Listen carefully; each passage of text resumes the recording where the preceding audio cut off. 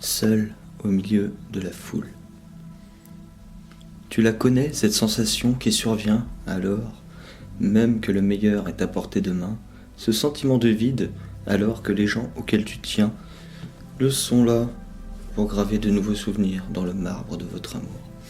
Tu la connais, cette impression de déjà-vu, quand tu rencontres une personne géniale et que cette entrevue ne dépasse pas l'étape resto qui termine par un dessert éventé quand tu espérais quelque chose de plus sucré, qui dure en bouche et dans le cœur.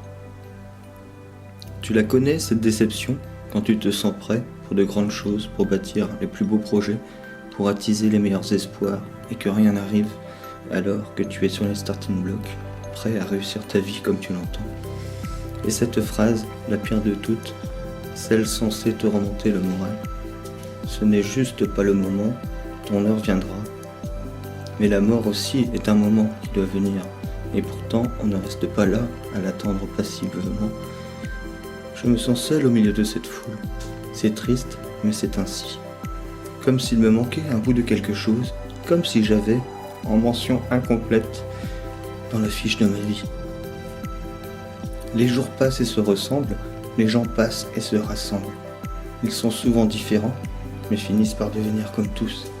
Je me sens seul au milieu de la foule, mais aimé au milieu de mes amantes, lointain au milieu de mes proches, contre-productif au milieu de mes collègues, et pourtant, je ne le suis pas. Pourtant, ce besoin de toujours vouloir plus, quitte à ignorer toute la chance qui nous est accordée. Pourquoi ce mal-être de se sentir laissé à l'abandon quand tant de mains sont tendues?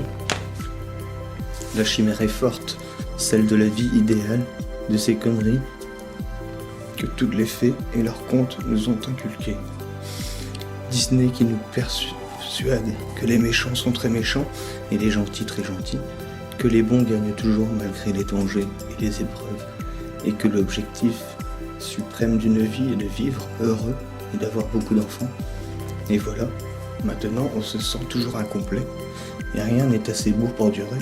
Trop d'idéalisation a fait que la woman n'est jamais assez pretty ou pas suffisamment wonder.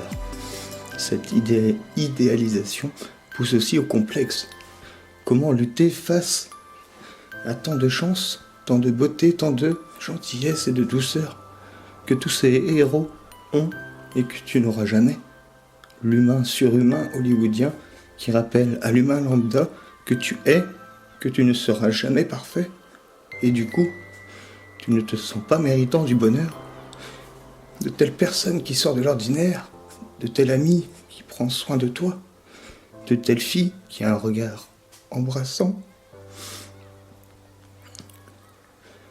Tu te contentes de peu et tu te perds goût à tout, alors qu'en fait, en te regardant dans un miroir, tu verrais que tu es super, que tu es beau, qu'on est tous beaux, que le moche de l'un est l'Apollon de l'autre, que tant que tu agis en ton âme et conscience, personne ne pourra le faire mieux que toi, que ton cœur mérite de battre en toi, pour tes amis, pour ta famille, que tu mérites d'être heureux.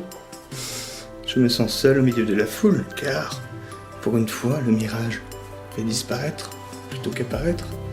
Mirage d'un désert émotionnel que la surconnexion virtuelle a créé en remplaçant les verres dans un bar par les hello sur Messenger. Les rencontres sont 2.0, les sourires se font en selfie et le lien se crée en USB. Seuls les trolls continuent de rester dans le réel, eux et leur slogan. Et mademoiselle, je me sens seul dans la foule, sur ce sable binaire, mais je ne le suis pas. À la prochaine oasis m'attend tout un tas de monde, je le sais, je le sens, et j'y arrive. Ce désert m'aura bien desséché, mais à la table d'à côté m'attend un grand verre de réalité.